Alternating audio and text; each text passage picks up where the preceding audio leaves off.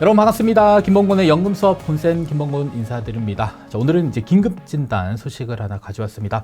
바로 연금 계좌 및 ISA 계좌, 보통 흔히 말하는 절세 계좌죠. 절세 계좌에서 이 해외 ETF 투자에 따른 분배금 지급받게 되면 과세연이 사라진다, 이중과세이다, 여러 가지 기사 내용들 살펴보셨을 텐데, 그리고 댓글에도 좀 다뤄달라라는 이야기들이 많아서 이번 시간 영상에서 한번 이 분배금 과세 이연에 대한 부분들 같이 한번 살펴보도록 하겠습니다. 자, 먼저 첫 번째 과세 이연 효과가 사라진다라는 거. 보통 이제 절세 계좌의 가장 큰 세제 혜택은 과세 이연이다라는 표현 많이들 제가 썼었는데, 이 과세 이연 효과가 사라진다라는 것은 어떤 의미를 가지고 있는지를 같이 한번 살펴볼 텐데요.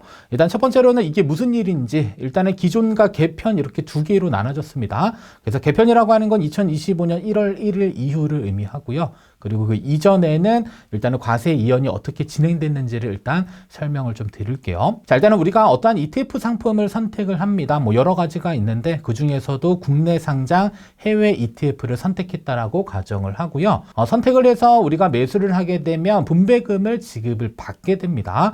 자, 그러면 이 분배금을 지급하는 미국 기업에서는 일단 누가 운용하죠? 자산운용사에서 운용하기 때문에 자산운용사에게 분배금을 지급을 하는데, 분배금을 지급할 때는 당연히 미국 배당금에 대해서는 15%에 대한 세금이 부과가 됩니다. 자, 근데 이 부과됐던 세금들은 사실 국세청에서 자산운용사로 다시 환급을 해줬고요. 자, 그리고 나서 환급받은 금액을 가지고 투자자에게 배당금을 지급하게 되면 이때 투자자들은 과세 이연된 세전 배당금을 수령하게 됩니다. 자, 그러면 국세청에서는 세금을 환급을 해줬으니까 언젠가는 다시 돌려받아야 되잖아요. 자, 그러면 언제 돌려받게 되냐면 바로 이 투자자들이 인출하는 시점에 각각 룰에 맞춰서 세금을 다시 이렇게 원청징수하는 이러한 구조로 되어져 있었습니다. 그래서 우리가 흔히 말하는 절세 계좌, ISA 계좌, 연금 계좌 안에서 발생되는 운용 이익에 대한 부분들은 세금을 떼지 않고 지급을 한다라는 표현은요, 사실상 세금을 떼고 지급한 것을 누가 국세청에서 대신 선환급을 해준 다음에 우리에게 지급됐던 이러한 구조로 되어져 있었습니다. 자, 그리고 나서 2025년 1월 1일 이후부터는 갑작스럽게 이제 뉴스 기사에 나오기 시작합니다. 그래서 미국 기업에 투자하게 되면 배당금 지급받는 건 당연하고요. 다만 뭐가 사라졌냐면 이제 국세청에서 15%를 선환급해준 이러한 그 절차를 아예 삭제시켜 버렸어요. 자, 그렇게 되면 일단은 자산운용사 입장에서는 환급받는 금액이 없으니까 미국의 15% 배당소득세를 일단은 납부를 해야 되는 거고요. 그 납부한 금액을 가지고 이제 투자자들에게 분배금, 즉 배당금을 지급하게 되면 세전 분배금이 아닌 세후 배당금을 지급하게 되는 이러한 구조로 바뀌게 됩니다. 자, 그렇게 되면 어떻게 될까요? 우리가 흔히 말하는 절세 계좌에서 과세 이연 효과는 사실상 사라지게 되고 세후 배당금이 입금되는 이러한 규칙으로 다시 바뀌게 됩니다. 근데 한 가지 중요한 것은 일반 계좌라고 하는 보통 주식 계좌에서 우리가 만약에 월배당 ETF를 매수했다라고 한다면 실질적으로 지급하는 이 분배금에 대해서는 사실 세금 다 떼고 지급을 받고 있었습니다. 다만 이 절세 계좌라고 하는 이 과세 이연되는 연금 계좌나 ISA 계좌의 경우에는 세금을 차감하지 않고 세전 분배금이 지급이 됐었는데, 일단 1월 달에 지급된 분배금 중에서는 어느 자산운용사는 세금을 떼고 지급했다라는 것도 있고, 아직 세금을 떼지 않고 지급했다, 여러 가지로 조금 구분되어져 있기 때문에 아직 제대로 교통정리가 잘 안 되어져 있는 그러한 상황이다라는 사실은 조금 더 알고 계실 필요가 있을 것 같습니다. 자, 두 번째로는 이중과세와 관련된 논란이 있었습니다. 자, 그러면 이중과세에 대한 개념을 일단 세금을 두 번을 떼갔다라는 것으로 생각을 해볼 수 있는데, 우리가 흔히 일단은 기본적으로 연금 계좌나 ISA 계좌 납입하는 과정과 운용하는 과정, 인출하는 과정에서의 각각의 세금 특징들이 있었습니다. 먼저 첫 번째로는 연금 계좌의 경우는 납입하는 과정 중에 세액공제 혜택을 적용을 해줍니다. 만약에 납입했을 때 세액공제 받으면 나중에 인출할 때 모두 다 과세되는 재원이 되고요. 만약에 납입했을 때 세액공제를 받지 않았다라고 한다면 나중에 인출할 때는 사실상 그 공제받지 않은 금액에 대해서는 세금이 없는 게 연금 계좌의 특징이었습니다. 자, 두 번째로는 운용하는 과정 중에 발생되는 이자나 배당 소득은 사실상 세금을 떼지 않고 지급했기 때문에 이를 과세 이연한다라는 표현을 썼었고요. 자, 여기서 말하는 과세 이연이라고 하는 것은 세금을 뒤로 밀어서 인출할 때 세금을 가져가겠다라는 거고요. 자, 그리고 인출하는 과정에서는 이제 세금이 과세됩니다. 그래서 세금이 과세되면 일단은 뭐 조건들이 있었죠. 그래서 조건을 충족하면 연금소득세가 저율과세돼서 뭐 5.5%에서 3.3%의 세제 혜택을 줬던 게 있고요. 그리고 연간 1,500만 원 초과하게 되면 뭐 종합과세 또 분리과세 되는 이러한 구조가 우리가 흔히 알고 있는 연금계좌나 ISA 계좌의 활용 방법이었습니다. 자, 그리고 ISA 계좌의 경우는 뭐 납입하는 과정 중에는 뭐 당연히 세제 혜택은 없고요. 과세 이연 효과는 동일하지만 일단은 인출할 때는 일정 비중에 대해서는 비과세, 그리고 비과세 한도를 초과한 이익에 대해서는 9.9%로 무조건 분리과세되는 이러한 구조를 가지고 있었습니다. 자, 근데 1월 1일자로 개편되면서 어떠한 문제가 생기냐면 이제는 운용하는 과정 중에 근데 모든 ETF 상품은 아닙니다. 그거는 꼭 알고 계셔야 돼요. 모든 ETF가 아니라 국내 상장 해외 ETF에서 발생되는 분배금에 대한 배당 소득세가 일단은 과세되고 지급이 되고요. 자, 그리고 나서 연금계좌의 경우는 나중에 인출하면 연금소득세 빠져나가고 ISA 계좌의 경우는 비과세 한도 초과분에 대해서는 9.9%또 분리과세되는 이러한 세금들이 부과되는 구조로 되어져 있기 때문에 사실상 운용 과정에서 세금을 차감한 재원을 가지고요. 다시 인출 과정에서 또 한 번의 세금을 뗀다라는 표현 때문에 현재 이중과세에 대한 논란이 계속적으로 발생되고 있는 부분들이 있고요. 아마 1월 달에 지급받으신 분들의 경우는요, 연금소득세가 과세된 경우가 있을 것으로 예상돼서 뭐 뉴스 기사를 보니까 뭐 일단 뭐 세금을 떼가 원천 징수된 연금소득세의 경우는 뭐 환급이라고 하는 부분들로 뭐 이렇게 제도를 바꾸고 있다, 이런 내용들이 있는데 아직까지는 뉴스 기사에서만 확인된 내용이기 때문에 실질적으로 그렇게 적용될지 안 될지는 조금 더 기다려볼 필요가 있을 것 같습니다. 자, 그러면 이중과세 논란을 피하기 위해서는 사실 공제받지 않은 금액에 대해서는 세금이 없어야 되는 거고요. 만약에 과세된 재원을 지급받는다라고 한다면 미래에는 이미 세금 뗀 거에 대해서 앞으로 또 세금을 뗀다라고 하면 이중과세가 될 수 있기 때문에 과세된 재원들에 대해서는 인출할 때는 사실상 세금이 없어야 되는 게 당연한 부분입니다. 따라서 연금저축 안에서는 우리가 과세 구분을 크게 4가지로 구분할 수 있습니다. 첫 번째로는 비과세, 두 번째로는 퇴직소득세 과세, 세 번째로는 연금소득세 과세되는 게 있고요. 네 번째로는 종합과세 또는 분리과세되는 부분들이 있었는데, 그러면 기존의 소득 원천들 보시면 세액공제 적용받지 않는 납입액은 비과세가 되는 것이고요. 두 번째, 과세에 이연된 퇴직소득의 경우는 퇴직소득세가 과세됩니다. 그리고 세액공제 적용받은 금액과 운용이익이 빠져나갔을 때 연간 1,500만 원을 넘기지 않는다든지 아니면 연금 수령 한도 이내 금액을 인출한다고 했을 때는 연금소득세가 과세됐고요. 그리고 연금 수령 한도를 초과하거나 연간 1,500만 원을 초과해서 수령했었을 경우에는 뭐 분리과세되거나 16.5%로 혹은 다른 소득과 합산돼서 종합과세되는 부분이 일반적으로 우리가 알고 있는 부분입니다. 만약에 이중과세 논란 피하려면요, 일단은 해야 되는 게 딱 이겁니다. 일단은 뭐 운용하는 과정 중에 발생된 운용이익에 대해서 이제는 세금을 떼고 지급을 하고 있기 때문에 비과세 재원이 어떻게 보면 조금 늘어나야 되지 않을까라는 생각을 해볼 수 있을 것 같습니다. 따라서 세액공제를 적용받지 않는 납입액에 대한 부분 당연히 세금 없었고요.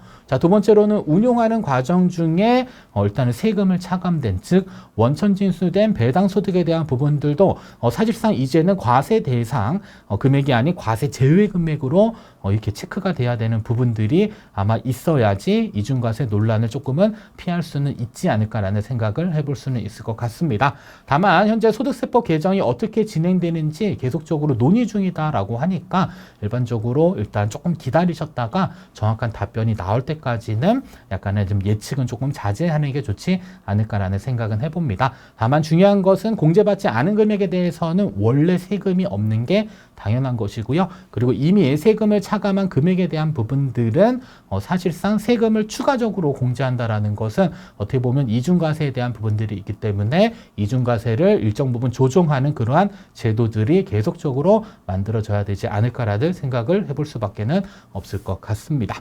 그러면 이 과세 이연 효과 만약에 사라지게 되면 얼마나 손해가 발생되는지 한번 시뮬레이션을 쭉 한번 돌려봤습니다.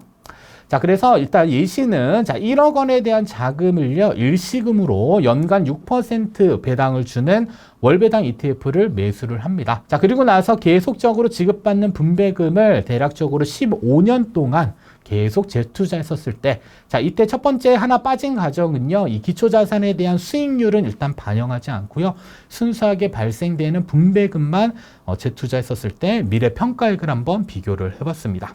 자, 그래서 일단 결과만 한번 일단 먼저 살펴보시면, 자, 15년 뒤에 누적 평가액을 한번 비교를 해봤습니다. 그래서 개편 전에는 계속적으로 재투자하게 되면 15년 뒤에 대략적으로 누적 평가 금액이 2억 4,540만 원 정도가 되는데, 개편이 되게 되면 이제는 뭐가 될까요? 지급받은 분배금에 대해서 배당소득세를 차감한 금액을 가지고 다시 재투자해야 되는 부분들이 있기 때문에 이때 한번 시뮬레이션 돌려봤더니 약 2억 1,471만 원 정도. 그래서 어느 정도 차익이 발생되냐면 적지 않은 금액입니다. 약 3천만 원 정도의 차익이 발생이 되더라고요. 자, 그리고 또 한 가지 이제 충격적인 사실은 이제 재투자 수익률이 생길 수도 있습니다. 왜냐하면 계속적으로 우상향하는 이러한 기초자산에 투자했다라고 가정하게 되면요, 사실상 투자 원금에 세금을 차감하지 않은 금액이 재투자되는 것과 세금이 차감된 금액이 재투자되는 금액, 월등한 차이가 발생될 수 있습니다. 그래서 재투자 수익률까지 실질적으로 한번 반영을 해버리게 되면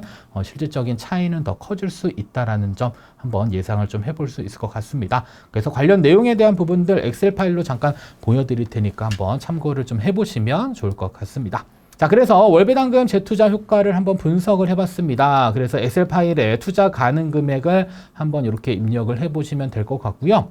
자, 그리고 과세 이연된 것과 15% 세금이 과세된 것들 한번 쭉 시뮬레이션을 돌려봤더니 일단은 뭐 1개월 차이만 하더라도 7만 5천 원의 차익이 발생됩니다. 그래서 15%에 대한 세금이 적지 않다라고 보시면 되고요. 자, 그리고 2개월 차에 되니까 15만 원의 차익이 발생이 됩니다.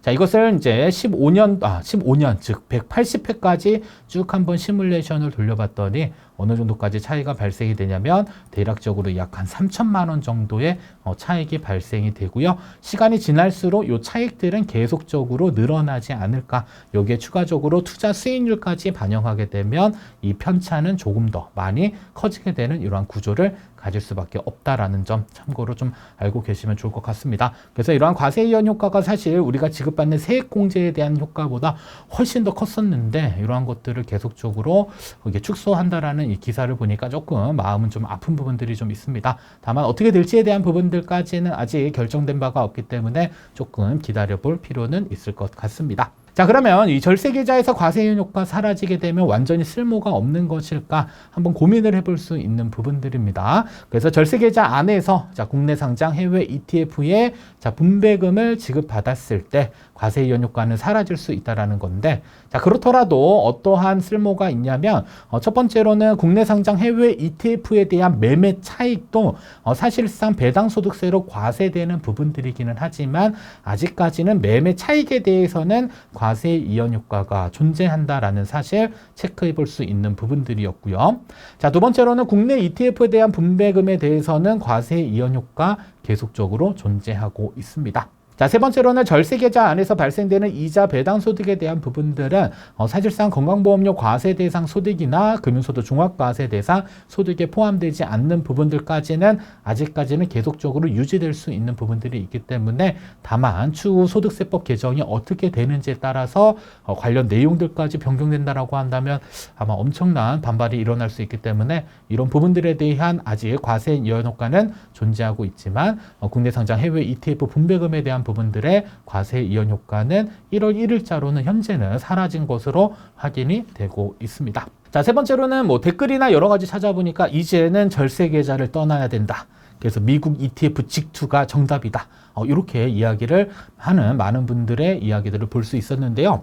자, 일단은 미국 ETF에 직접 투자를 하게 되면 뭐 다들 아시겠지만 일단 매매 차익에 대해서는 양도소득세 과세 대상 소득이 됩니다. 그래서 연간 250만 원을 초과하는 매매 차익이 발생하게 되면 이때는 22%에 대한 양도소득세 과세되고요.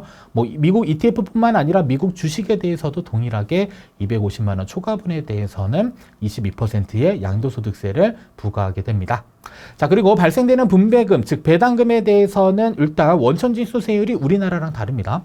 우리나라는 14%에다가 지방소득세가 붙어서 15.4%지만 미국은 그냥 15%의 배당소득세가 원천징수됩니다. 자, 그리고 국내에서 발생되는 이자 배당 소득을 다시 합산을 해서요. 연간 2천만 원 넘어가면 금융소득 종합과세에 해당하게 되고요. 그리고 연간 1천만 원을 초과하게 되면 이때는 건강보험료 산정 소득 계산할 때 금융소득의 기준은 바로 1천만 원입니다.